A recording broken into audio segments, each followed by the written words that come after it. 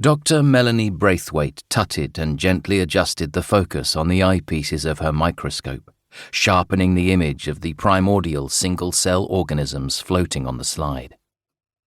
"Dave, how deep did you say these samples were taken?" she asked, not bothering to look up.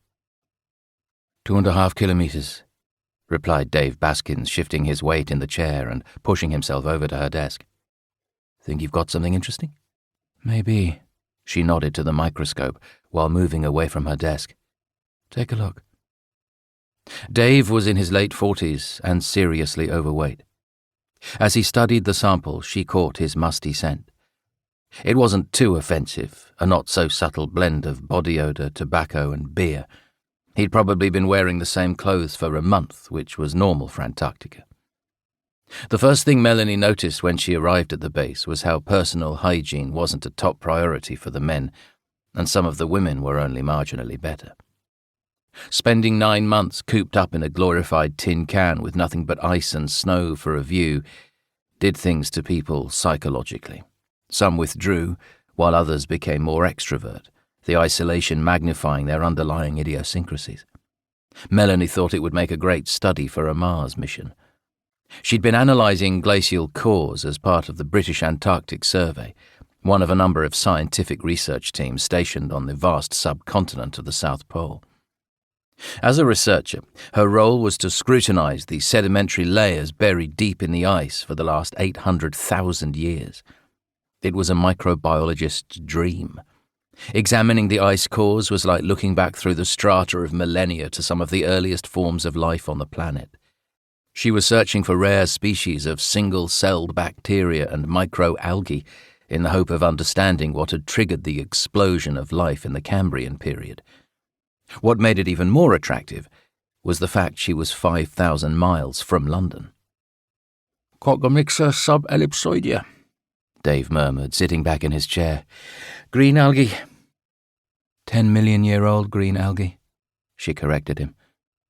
"And still capable of photosynthesis." "Resilient little buggers, I'll grant you that, but not going to win us any prizes back home. We need something juicy like an ancient strain of Arthrobacter. Chief Macready says they're going to take one last shot at reaching Lake Vostok this week." He pushed himself back on his desk. Officially, Dave was the lead microbiologist on the project and her superior, but they both knew she outranked him in terms of experience and qualifications. Their project director, Professor Richardson, had made a point of questioning her about it during her interview for the posting. Melanie was clearly overqualified for the role, but her work at Imperial College and her medical training made her too useful to reject.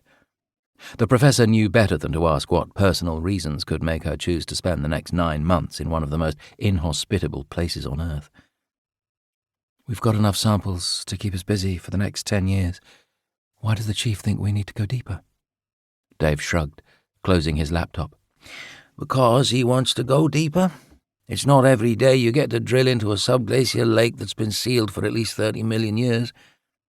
Melanie scoffed, tying her hair back in a ponytail and getting up from her desk. "Sounds like a recipe for disaster. The last thing we need is to release some ancient superbug that's been safely locked away in the ice." "You've seen too many movies," he said, checking his watch. "On that note, it's definitely time for a drink." Opening the door to a large freezer unit, Melanie pulled out another slice of ice and dropped it into a Petri dish. "You go ahead, I just want to check one more sample." Dave knew better than to argue. He always asked, and she always made an excuse not to join them. It was 5 o'clock and nearing the end of the Antarctic summer. The rec room would be full of drilling crew and ops teams celebrating the end of their time on the base. In 3 days, they would have to start packing up their work and closing down the station for winter.